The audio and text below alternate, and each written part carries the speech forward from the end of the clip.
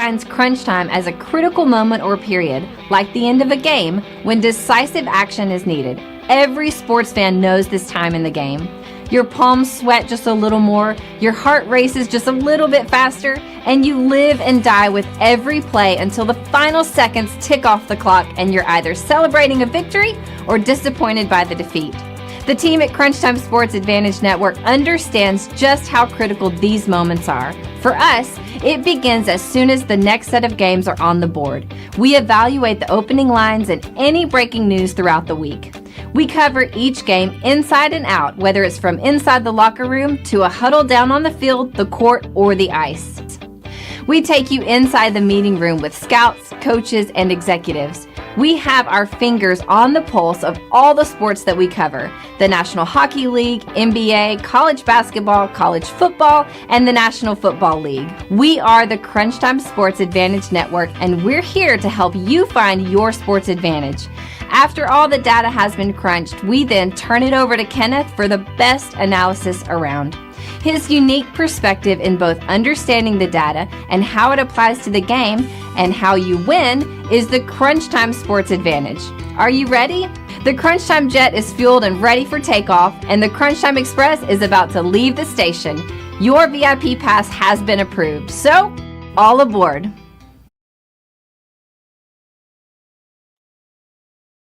Good evening, everyone. This is Jessica, and I will be joined momentarily by our senior analyst, Kenneth. If you haven't done so already, please subscribe, rate, and review us on your favorite podcast platform and on YouTube. You can also follow us on Twitter at CrunchTime VIP. Welcome to the Crunch Time Sports Advantage Network's Top 25 rankings, where we take a different approach to evaluating the best teams in college football. Unlike traditional polls, our rankings are fluid and adapt each week based on the most current data. We assess every key aspect of a team's performance, going beyond just wins and losses. We start by looking at power rankings and strength of schedule, not just for the games already played, but also for the tough matchups looming ahead. Then, we break down each team across all three phases of the game: offense, defense, and special teams. For special teams, we dig deep into the kicking game, kicking field goals, and even the impact of kickoff and punt return. These often overlooked plays can change the course of a game, and we make sure to get the attention they deserve. On offense and defense, it's not just about how many points are scored or allowed. We focus on how effective, efficient, and explosive the team is.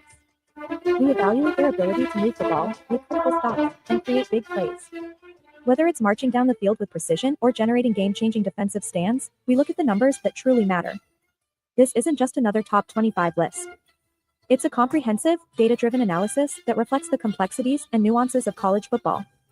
So, buckle up as we dive into this week's rankings and break down the teams that are making waves. And welcome in, ladies and gentlemen, to the wrap-up to Week 13, getting ready to go into those college football playoff rankings. We got a lot to discuss from everything that happened over the weekend and being able to spin it forward in a way that only we can. So, want to say thank you for listening to us on your favorite podcast platform. As Jessica mentioned, and great job, you and Jennifer, as always, with the intros. Just grade A job as always, ladies. If you're watching this on YouTube or Twitter, please give us a follow and subscribe, rate, and review. We got some big things coming up with college basketball that is already underway, but we still have the business of college football to attend to. So let's talk about what we saw this past weekend. And I'll get to who is hurt the most and who is most benefited at the end of this episode here, but I want to just touch on really quickly. Fantastic job by Ohio State. Probably their best defensive performance all year. Basically pitching a shutout in the final three quarters of that ball game. I know Indiana scored a late garbage touchdown to make that score look a little bit respectable, but getting outscored in the middle two quarters of the ball game by a score of 28-0. Fantastic job there by the Ohio State defense. We'll talk about what looms ahead for them coming up next week. Another workmanlike performance by the Texas Longhorns. I've had a lot of issues with how this team plays from a down in and down out perspective, but you can't knock a 10-1 record. And they were able to get it done against Kentucky. Uh, Pretty much put that game away going into halftime, up 24-7. Fantastic job there. Give a lot of credit to my good friend Julie Balls. My good friend Matlock hosts a fantastic show, Matlock and Loaded. You hear me talk about them all the time. Julie came up with a game that was put on our radar, Minnesota at Penn State. We broke that game down on the big show and said that Minnesota, if they took care of the ball, could stay connected to Penn State because we didn't trust the Penn State offense. That game was a one-score game, and I think PJ Fleck is waking up this morning kicking himself because he should have absolutely gone for it on fourth down, knowing that you weren't going to get the ball back from Penn State in the final couple of minutes of that ball game. Minnesota also did a terrible job. I said that you could not let their tight end Warren beat you. 8 receptions, 102 yards. He absolutely dominated that ball game. In a game for the ages or turn back the clock, however you want to put it, Notre Dame just absolutely took care of business, winning that game 49-14 against Army. It was what we expected there in Yankee Stadium. 28-7 28-7 at the end of the first half. Notre Dame did not let off of the gas and really just kept going. A shocker in Norman. Alabama scores 3 points early in that ball game. Did not score another single point there for the rest of the contest. Give Oklahoma all the credit in the world. Brett Venables gets his team to a bowl game this year, and doing so with a win over Alabama has bought himself a lot of patience going into the offseason. The Miami Hurricanes, folks, don't be deceived by that 42-14 score. That was a 20-14 game going into the final quarter. Miami gets a lot of late garbage touchdowns to make that score look like it was a blowout. That game was anything but a blowout. Cam Ward, we'll talk about your future at the end of the season. Some things you need to clean up, young man, as far as playing the quarterback position at the next level. Another disappointing performance there by Ole Miss, and I have been more than critical of Lane Kiffin. His riverboat mentality absolutely cost his team this ball game. In a game on the road where you basically give up 17 points for 3 quarters with this kind of high caliber offense that Ole Miss has, if I'm an Ole Miss fan, I'm asking a lot of questions of Lane Kiffin this morning, and rightfully so. Georgia, it was about as sloppy as you would have expected it to be. 59-21. This team just looked absolutely lethargic for the first part of this ball game. Was able to outscore UMass in the second half. Looks like 31-7. So Georgia just needed to get that win and get out of there without any injuries. The same thing for Tennessee. We'll be talking about the Vols later on here in just a few moments, I should say. 56-0 over UTEP. Boise State hangs on and gets a win there over a 2-9 Wyoming team. Very significant that they got that win. SMU Mustangs 33-7 over Virginia. Just took care of business, which is exactly what they needed to do. That game was a lot closer than what the final score would probably lead you to believe. SMU up 17-0 at the end of the first half. I was able to put that game away completely late there in the fourth quarter. Arizona State. I've been talking about Kenny Dillingham, the head coach there for Arizona State, getting another win over BYU there in the desert. Now, Arizona State was up 21-3 going into the half. BYU fought back, but was just in too much of a deficit to come back and get that win. We'll talk about what that win meant for Arizona State and what that loss means for BYU here at the end of the show. In a game that we called for the upset. The Auburn Tigers, in a look-ahead spot for Texas A&M, got out to a big lead, blew it late in the second half, but was able to come out of Jordan Hare with a 43-41 win over Texas A&M. Boy, that was not what A&M needed, but we thought that number was fishy and said, you know what? Auburn's going to win this game if they take care of the ball. Jaquez Hunter, 28 carries, 130 yards, 3 touchdowns. Can you imagine what Auburn's record would have been had Hugh Freeze used this dynamic running back early on in the season? My goodness, you talk about wasted opportunities. Speaking of wasted opportunities, the Colorado Buffaloes had a chance to lock up a bid for the Big 12 title game, but this Kansas Jayhawk team, and folks, I've been saying this all year long, that 5-6 record with Kansas, extremely deceiving. Had this team played the way that they are playing in the final 3 stretches of the ball game, the Kansas Jayhawks would be in the Big 12 title game instead of having to just be a disruptor of that, if you will. So congratulations to Rock Chalk Jayhawk KU and running back Devin Neal. You're probably going to go down as one of the 4 or 5 best players to ever wear that Jayhawk uniform, young man. 37 carries, 207 yards, and 3 rushing touchdowns. Big time performance there. Shedeur Sanders, young man, you have nothing to hold your head down about. 23 out of 29, 266 yards, 3 passing touchdowns.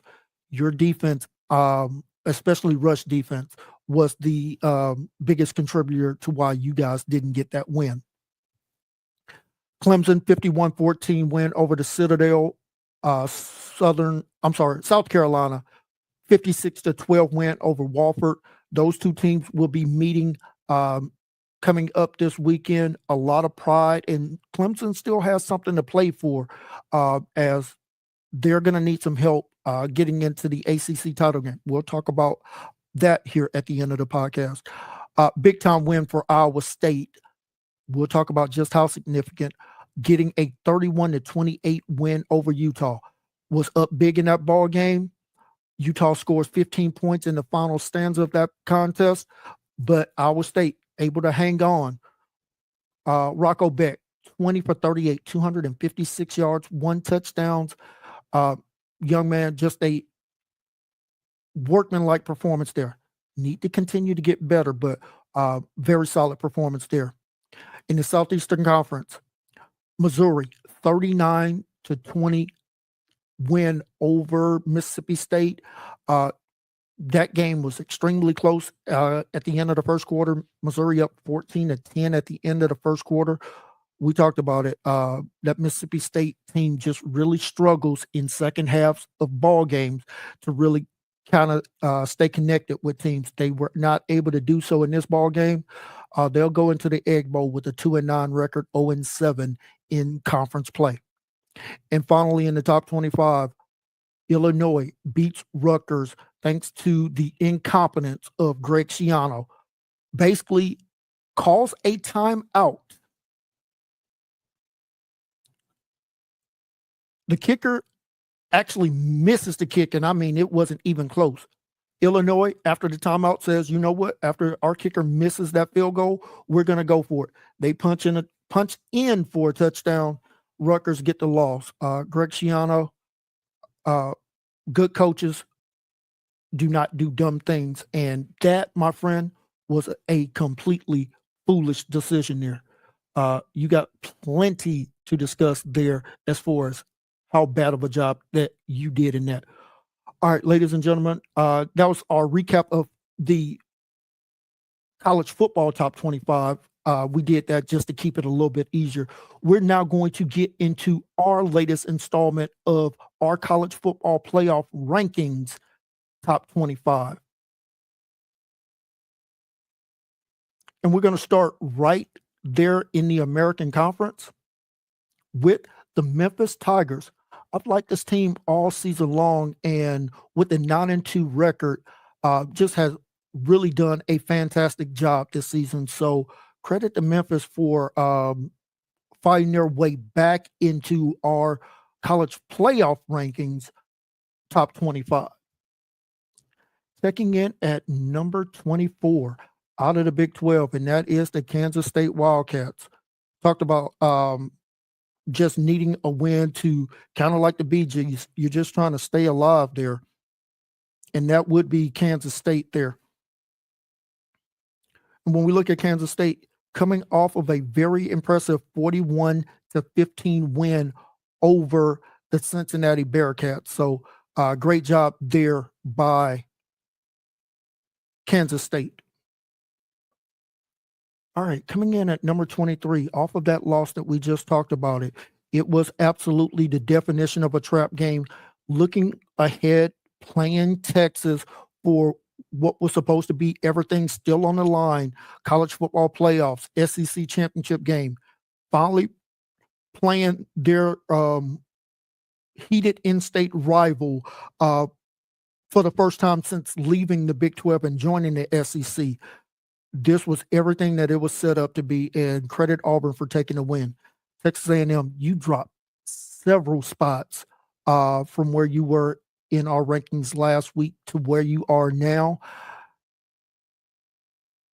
You absolutely have to win this game against the Longhorns if you have any hopes of getting into the playoffs here.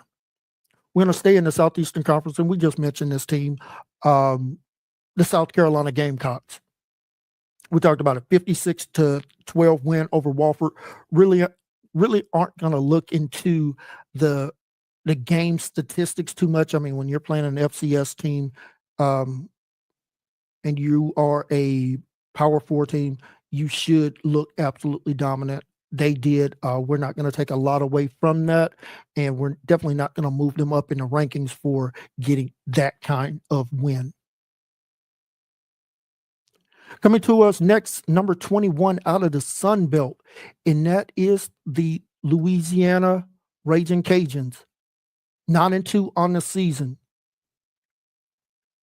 And just really a tremendous performance there this past weekend. 51-30 win over Troy. So winning that game by a big margin there. Louisiana moves up just a hair for us coming in last week. I want to say at number 24. So moving up 3 spots after that win. And if we take a look at the standings really quickly, they are sitting in a catbird seat for making the Sun Belt Conference Championship game. Looks like they may be facing off against Marshall. So that's something to keep in mind there. So keep a lookout on this team on Championship Sunday if they're able to take care of business and close the season out the right way. Checking in from the Mountain West, the Rebels of UNLV, and they're coming off of a 27-16 win over a very gritty and gutty San Jose State team. Now, San Jose State has been playing really good ball over the past few weeks, but UNLV did enough to get this win. They moved their record now to 9-2. And if we look at where UNLV was last weekend, let's see, I think they moved up. For us, they moved up, looks like 2 spots. We had them at number 22 in our playoff committee rankings last weekend. So good job there by UNLV. Looks like they may have sewn up a trip to the conference championship game as long as they win this coming up weekend against Nevada, which Nevada is 3-9. So if UNLV takes care of business, they will be in the Mountain West championship game against Boise State. Checking in out of the Southeastern Conference at number 19, and you want to talk about a tremendous fall, is the Ole Miss Rebels.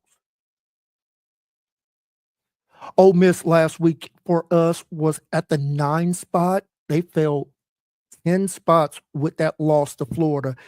And this should not have been a look-ahead game. Ole Miss knew that if they wanted to make the college football playoffs, they needed to win out. did not do so. Lane Kiffin, just some real questionable decisions there early in the ball game, not taking the points and subsequently not getting points at all was the major reason why Ole Miss is sitting there with a 8-3 record. Some very disappointed fans with the expectations of what this season should have been, considering how the schedule lined up and not taking advantage of it. Ole Miss is definitely going to miss out on the playoffs. Checking in from the American Conference, and that is the Tulane Green Wave. This team out of beautiful New Orleans, Louisiana, coming off of their last remaining bye. Got to go back a week ago when they were able to throttle Navy, an injured Navy quarterback, 35-0 there. So Tulane coming off of their bye week, setting themselves up in a very good position to play Army in the American Athletic Conference Championship game, as both of those teams are undefeated and no potential for getting caught from behind from anywhere else. So Army will be facing off against Tulane here in a couple of weeks for the AAC Conference Championship.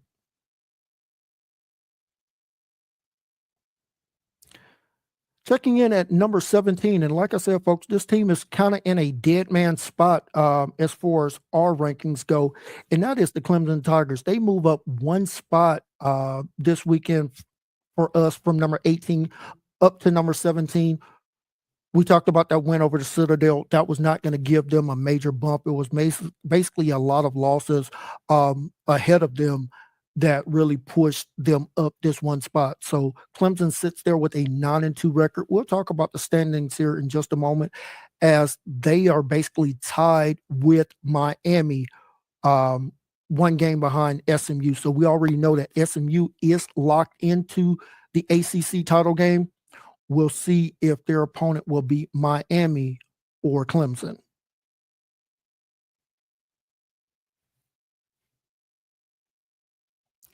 Checking in at number 16, and you want to talk about another disappointing performance from a team out of the Southeastern Conference, that is the Alabama Crimson Tide. Now, folks, we had Alabama sitting there last week at the number 4 spot. So they had a bigger fall than even Ole Miss, down 12 spots this weekend.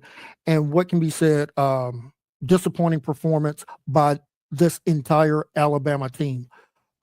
Defensively, giving up 260 yards rushing on 49 attempts. That is absolutely flat out embarrassing. An offense that had 3 turnovers, all 3 interceptions by Jalen Milroe, and including a pick 6. Horrible performance there. Inability to run the ball. 30 carries for 70 yards, 2.3 yards per rush attempt. That flat out is not going to get it done. And don't be deceived by Oklahoma only throwing for 68 yards. When you're already up and winning, you don't need to have your young quarterback do anything but hand the ball off and not turn the ball over.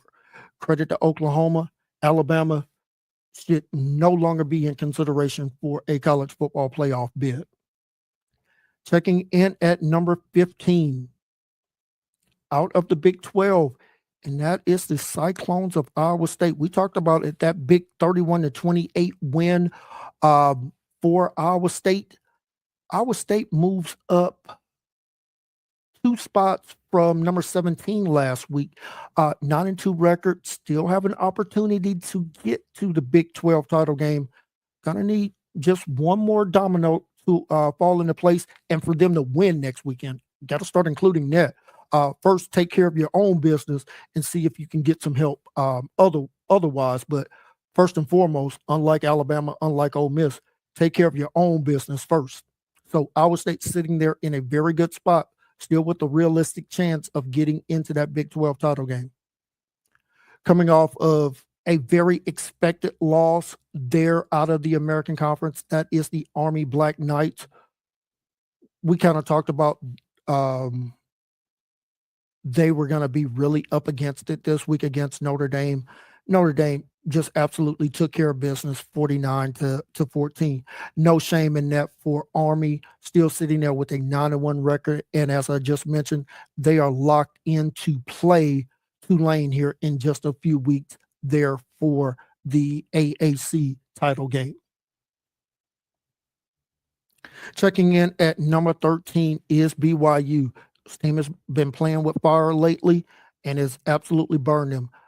Now sitting with a 9-2 record, could easily be 8-3 had they not lost, had they not gotten that victory over Utah a few weeks ago. Coming off of back-to-back losses, BYU still has an opportunity to get into the college football playoffs. It will have to come with a win on Saturday and then a win in the Big 12 title game here in just a few weeks. We have developments at the number 12 spot. Checking in at number 12 is the Broncos of Boise State. That is very significant for us because that is their highest ranking in our poll. They were sitting at number 16 last week with some very significant losses from both Alabama and Ole Miss. Boise State now sits there ranked number 12 for us. We know what's ahead for them next week. And after that, a chance to make the college football playoffs there in the Mountain West title game. Checking in at number 11 is still America's team, but not with an American-like performance there in Columbus on Saturday. This team lost 38-15, and folks, when I say this final score is not even close to being how dominant the Ohio State Buckeyes were in that ball game. After giving up 7 points in the first quarter, it was nearly almost 3 full quarters before Indiana scored another single point in this ball game. Let me just read you out how dominant Ohio State was in this contest. Outgained Indiana 316 to 153 in total yardage. The Buckeyes, 201 yards passing. America's quarterback in Curtis Rourke, 8 for 18, 68 yards passing. Dominant. Neither team had a great day of running the ball, but when you look at it, Indiana, 40 rushing attempts, 85 yards. Folks, that's 2.1 yards per carry. You're not going to get a big-time win against a big-time opponent like Ohio State when you play football to those numbers. So, Indiana, we'll talk about your playoff hopes in just a moment. Checking in at number 9 is the Arizona State Wildcats. 9-2 on the season, and we have definitely been talking highly of Coach Kenny Dillingham. They are up, folks, 12 spots from last weekend. Last weekend, Arizona, we had them at 22. They're all the way up to 10 this week. And just phenomenal when you look at getting that 28-23 win over BYU. Definitely will boost their case quite a bit. Checking in at number 9 is Southern Methodist University, aka Ride Them Ponies. The Mustangs sitting there with a 10-1 record. We've already said their place in the ACC title game has already been secured. We'll find out who their opponent will be at the end of this final weekend here in college football. So still a lot of work to be done, but SMU, take care of business this week coming up as you will be facing off against, make sure I pull this up correctly. SMU will be facing, that's right, Cal Golden Bears. That game will be in Dallas on Saturday. Reason why they need to take care of business, I'll talk about that here once we finish up. Another benefactor of this weekend's results, that is the Tennessee Volunteers. And we got Smokey up there for a reason because that hound was absolutely smiling from ear to ear this weekend. We had Tennessee just sitting on the outside looking in, said they needed a few things to happen. We did not count on either one of those things being Alabama and Ole Miss losing. So, Tennessee, you just need a win against Vanderbilt this weekend. Not going to be an easy task considering how well Vandy has played, but Tennessee, you know that you don't need any further help. Win and you're in. It is literally that simple.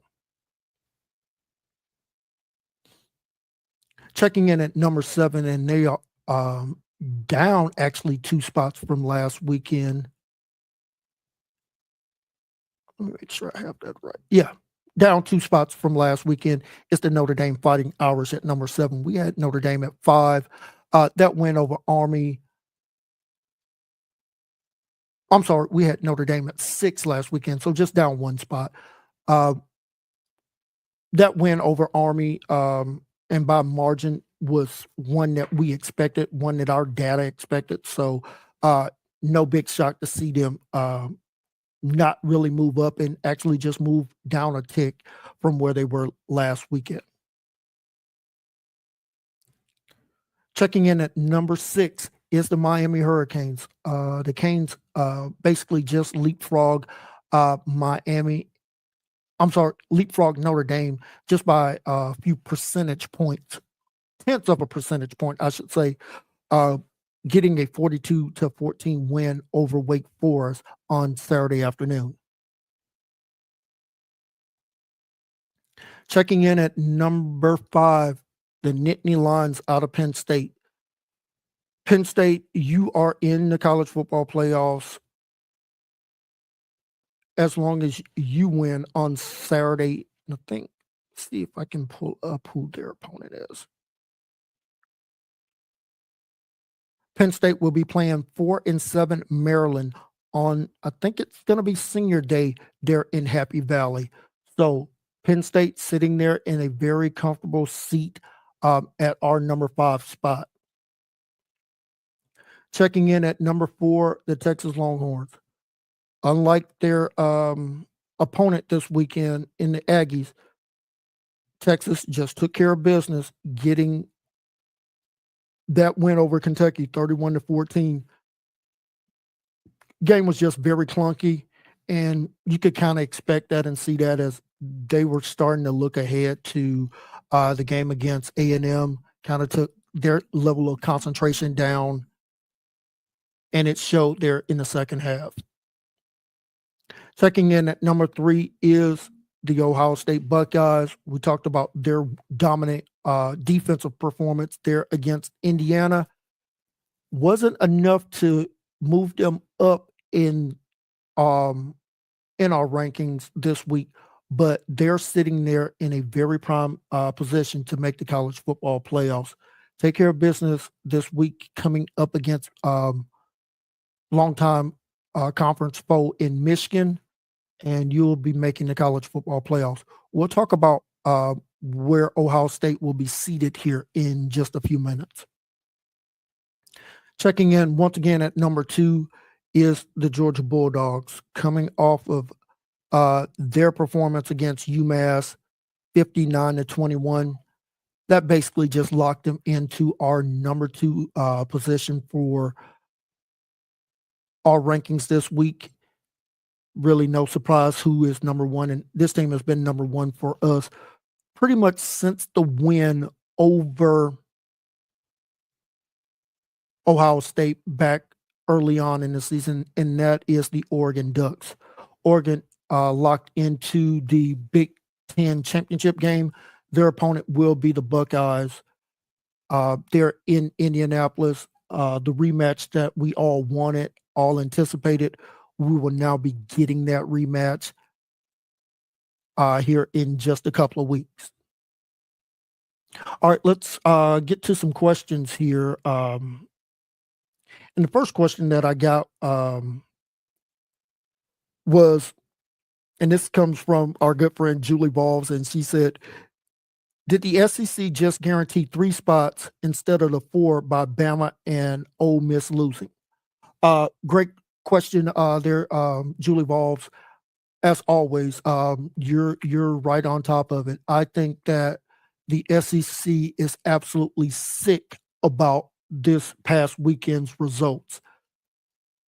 I don't really see a scenario outside of Texas A&M upsetting Texas this weekend and then going on to upset Georgia in the SEC title game is the only chance that I think 4 teams from the SEC gets in. Right now, I think we're pretty much locked in with the 3 as long as Texas takes care of business.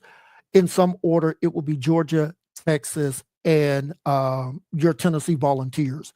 I think those are the 3 that are going to make the college football playoffs. Another question that we got again this weekend, despite Ohio State beating highly ranked Indiana, why is Georgia in our rankings still ahead of Ohio State? I will say that our numbers, and if you look at where Indiana was for us last week, they were at the 10 spot. So we weren't high on this Indiana team going into this contest against Ohio State. So it wasn't going to be the bump that might have been expected. We thought that Ohio State would win this game by double digits. They absolutely covered that. So Ohio State's not getting that bump from beating Indiana.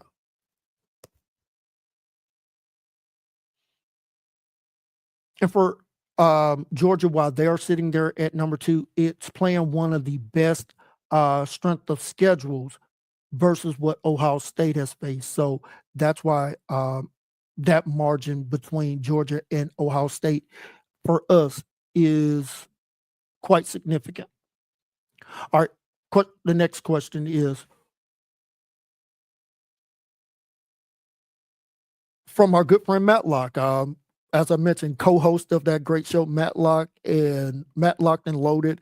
Him along with Julie Balls host that fantastic show there Monday through Friday on the beautiful Emerald Coast. You can catch them on wearesportsradio.com. I have the benefit of joining Matt and Julie 2 times a week. We'll see how the holiday schedule for them goes.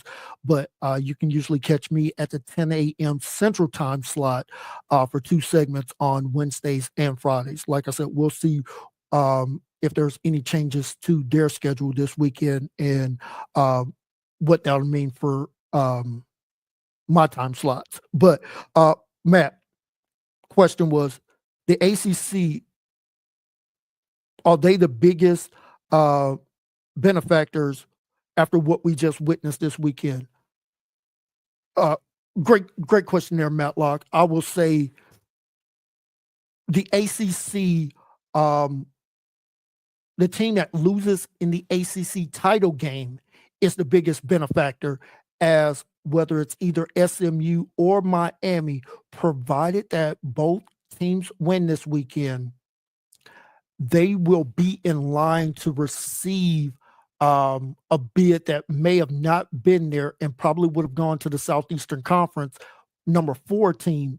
So as long as Miami, Clemson, and SMU all win this weekend, that will guarantee that the loser in the ACC title game will only have 2 losses, and that may be enough to get them either that number 11 or number 10 seed there coming up into the playoffs there. So great question there. Next question was, what was my biggest surprise about this weekend's games? Oh, it would have to be Alabama getting absolutely destroyed there in Norman. I would also say Ole Miss not answering the call against Florida. I would have to say those would probably be the 2 biggest surprises this weekend for sure.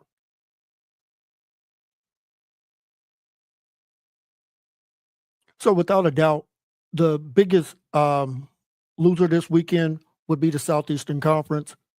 Biggest winners, I would say Indiana. I would definitely say the ACC champion, runner up, I should say. So whichever team loses the ACC title game, definitely big benefactor. University of Tennessee absolutely benefited from this weekend. They got all the things that they needed taken care of this weekend. Really don't have to worry about next weekend, provided they beat Vanderbilt next weekend. And we have seen that that will not be a gimme for the Tennessee Volunteers, and that's just a credit to how well Vanderbilt has played this weekend. All right, so if you're watching this on YouTube or watching this on Twitter at Crunch Time Sports Advantage Network on YouTube, you can give us a follow at Crunch Time VIP on Twitter. What I have up on the screen now is our rankings from 1 to 25, and I'm just going to highlight that you'll see the gap between Georgia and Oregon is basically about 2 points, and that is despite Georgia having 2 losses. That strength of schedule for Georgia is absolutely pairing off. So you could make a case that if Ohio State upsets Oregon, that, believe it or not, folks, and if Georgia beats Texas, there could be a strong case for the University of Georgia being the number 1 overall seed. Don't think the committee would absolutely do that, but that's where I could see it. Now, Ohio State sitting at 3. There is about a, let's call it 1.6 gap there between Ohio State and Texas. Now, the gap between Georgia and Ohio State is very significant. You're talking about a 4-point difference there. Once again, speaking to the strength of schedule there for the University of Georgia. Now, you'll note that there is a basically tie there between Penn State and Miami. So what settled the tiebreaker there for this particular week is the fact that Penn State is virtually locked into the playoffs with their 1 loss only coming to Ohio State. Miami still has a challenge in front of them. Our numbers are absolutely bearing that in mind. So we gave a small 100th of a percentage point there to Penn State in that virtual tie there. You'll look and see. Oh, I'm sorry. There's another team that benefited this weekend, and that was Boise State. If somehow the Big 12 champion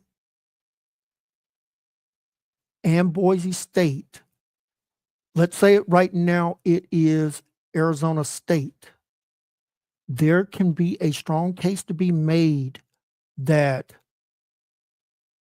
Boise State would likely need BYU or Iowa State to win the Big 12 title for them to get that number 4 overall seed. Because right now, Boise State is going to sit there in the 12th spot. But if anybody other than Arizona State wins this, I think a strong case can be made for Boise State, especially with that game being against UNLV. Now, Boise State needs UNLV to win this coming Saturday and go into that Mountain West Championship game with just with 2 losses and not 3. So that will be significant there for Boise State. And as I pull up UNLV's schedule, I just want to see who did that other loss come against. And it looks like that loss came against. That's right. We have to go all the way back to the early part of the season there on a Friday night in um, in Las Vegas when they lost 44-41 to Syracuse. So that game is going to benefit a couple of different people there, depending on what happens this weekend. So keep that in mind. As far as potential 3-loss teams getting into the playoffs, i.e. Alabama, i.e. Ole Miss or South Carolina, no, the only realistic chance for a 3-loss team to get in is Texas A&M must beat Texas this weekend and go to the SEC title game and upset Georgia to get into the playoffs. Other than that, no at-large bids will be going to a 3-loss team. Now, I was asked if I could pull this together last weekend. I was able to do so. And here is how the brackets for us would look today. And I'm going to spend a good 8 or 9 minutes here on that. Okay, so we got the bracket up. Jessica, thank you. Okay. All right, so on your screen right now, we have at the number 12 seed, the Boise State Broncos. They're guaranteed at least a spot in the college football playoffs as of right now as the highest ranked potential group of 5 champion. They would be squaring off against Ohio State as of now. Let me just go ahead and give this caveat right now. There is no scenario where the Ohio State Buckeyes will be the number 5 seed. Either they are going to be the 1 or 2 seed winning the Big Ten championship game, or they're going to probably be the number 7 or 8 seed with a loss to Oregon. So if they were to lose to Oregon again in the Big 10 championship game, there's no scenario where Ohio State will still be the number 5 seed. But as of today, we're going to pigeonhole them into the number 5 seed. In the 8-9 matchup would be the Tennessee Volunteers, currently at number 9, heading to South Bend to take on number 8, Notre Dame. Now, we know that Notre Dame, they can only be as high as a 5 seed because they are not going to be a conference champion, and only a conference champion can get one of those top 4 seeds. So Notre Dame is probably going to be about as high as they're going to go. They may be able to jump Penn State at the number 7 spot, but that's really about as high as we expect Notre Dame to be going into the committee rankings on that final selection Sunday.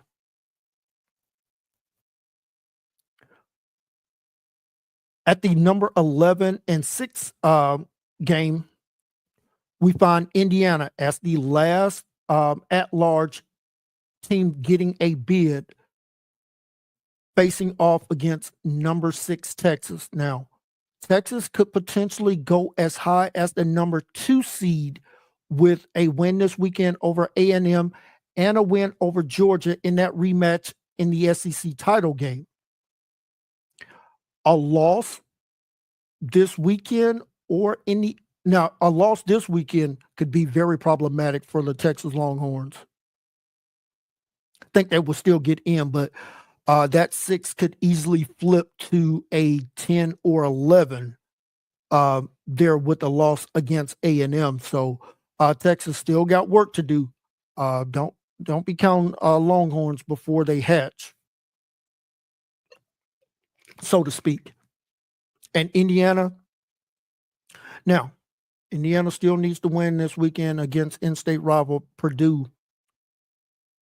But as of right now, Indiana sits there as the last team that would get an invitation as an at-large bid. And the 10-7 game, we got SMU going up against Penn State. And right now, that's only because Miami is higher ranked, so they would project as the ACC champion. And let's talk about those 4 seeds right now. Right now, the number 1 overall seed is the Oregon Ducks. If they win this weekend against Washington and win that rematch against Ohio State, they are clearly the number 1 overall seed going into the playoffs. That's not going to be in dispute. Number 2, right now, we're going to say will be the SEC champion. And right now, that projection would be the Georgia Bulldogs simply because they are the highest SEC team that we have. So they are in the number 2 spot. A win for them against Georgia Tech this weekend, and likely a win either over Texas A&M or Texas. I'm sorry, a win either over Tennessee or Texas, as if Texas A&M upsets Tennessee, I think Tennessee would get that invitation to the SEC title game. So regardless, if Georgia wins their next 2 games, regardless of who they're against in the SEC title game, Georgia will be locked in at the number 2 spot. Folks, just go ahead and ignore what you're going to hear this coming week again from Joey Galloway, Greg McElroy, and Reese Davis on that production show. If Georgia wins their next 2 games, they're the number 2 seed. I'm gonna go ahead and call that shot right now, or as my good friend likes to say, I'm a Matlock and load that right now. Now, here's where it gets interesting. If Miami wins this weekend and goes on to face SMU and wins the ACC title game, I think Miami will be the number 3 overall seed there. And the final bye, as we're going to project right now, will be the Arizona State Sun Devils if they're able to win this weekend against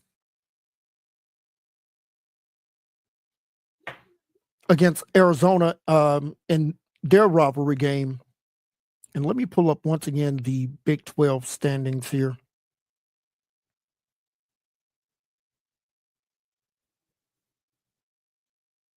Just want to make sure I have this right. Okay, so Arizona State, if they win, they're in the in the Big 12 title game.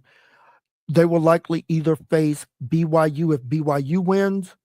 If BYU loses and Iowa State wins their remaining game against Kansas State, we would find that Arizona State will be facing Iowa State.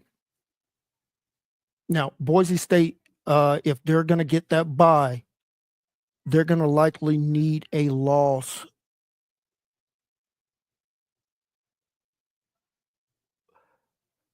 I'm going to go ahead and just call it. Not even going to try to finagle with it. I think the winner of the Big 12 title game is probably going to get that 4th slot, and Boise State's going to be locked in at the 12th spot. I think that's how it's going to work out. Barring something unforeseen, I think that's what we're going to see see from the committee next Sunday when they release the final rankings. We will have a special, and I think we may do that live following the announcement from the playoff committee. So keep that in mind as we will try to get that hammered out here over the next couple of days. So I may be doing that show live following the committee releasing the bracket. So we're not going to wait to the end of the show. As soon as they give out those teams, we'll go live with our instant reaction on YouTube. We'll also stream that on Twitter at Crunch Time VIP. And then finally, we will have that ready for you in podcast form as soon as we can get that show wrapped up and get that uploaded to all of your different podcast platforms. So stay tuned, everybody, for a busy weekend from us coming up on Sunday. Won't be in this time slot. Will probably be just a few hours later, but as we get ready to wrap up, want to say a special thank you to my entire team. Jennifer, who does a great job with the intro videos, getting you ready for the Crunch Time Sports Advantage. Our two talented hosts in Jessica and Summer. Ladies do a fantastic job each and every week. Our senior handicapping analyst, Billy, who does a great job of getting us ready with the betting numbers. And of course, your host for these shows. I am Kenneth. I am the founder of this great company. I'm also the senior analyst for this company, and it is my great pleasure to join you each and every week of this college football season as we start to wind it down and start to ramp up our coverage of the Southeastern Conference basketball schedule, getting you ready for March Madness. The SEC Conference, along with the Big 12, and I will throw in the Big 10, probably the three deepest conferences in all of college basketball. We're going to do something as a intro to the SEC college basketball conference schedule kicking off here probably in the next couple of weeks. So a thank you to my entire team that does a fantastic job. I want to say thank you all for listening on your podcast platform, as well as watching on YouTube and streaming us live on Twitter. Have a great rest of your Sunday afternoon, everyone. And as always, get ready for the final weekend of college football. It is rivalry weekend. And I'm going to go ahead and give you the rundown for the big show coming up this weekend. Special date and time for that show that will be released on Tuesday, as everybody will be traveling for the holidays as far as our team goes. So let's start with the game in the number 5 spot, and that is Michigan at Ohio State. You would think that game would be higher on the rundown this weekend, given Michigan's schedule. That game will be in the 5 spot there. So still a very important game to both fan bases of Michigan and Michigan State there. Coming in at the number 4 slot will be Notre Dame heading out west to take on USC. Still a very important game from a seeding standpoint for the Notre Dame Fighting Irish. A win, and that's going to lock them in probably at the number 6 or number 7 spot there for the playoff committee. So still a very important game there for Notre Dame. Coming in at the number 3 spot will be Miami at Syracuse. Still a big-time rival going back to their days in the Big East. Miami needs to win this ball game. That's why this game sits at the 3 spot. Checking in at the number 2 spot, we talked about it, the renewal of the Lone Star State Showdown. The Texas Longhorns traveling to College Station to face off against the Aggies of Texas A&M. Texas, a win, you get a rematch with the Georgia Bulldogs for the SEC title game. And our game of the week, where else? We're going to the Big 12. Kansas State traveling to Ames, Iowa to face the Cyclones. That is a definitely big-time win, big-time game for both of those two teams, as there's still hopes alive to get into the Big 12 title game there. So that is the rundown. Our game of the week, Kansas State at Iowa State, coming up this Saturday. Well, I should say this weekend. For our fantastic team here at the Crunch Time Sports Advantage Network, we're right up against an hour long. We will be signing off.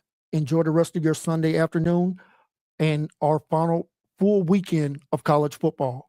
This is Kenneth, founder and senior analyst for the Crunch Time Sports Advantage Network. Have a great rest of your day, everyone. And as always,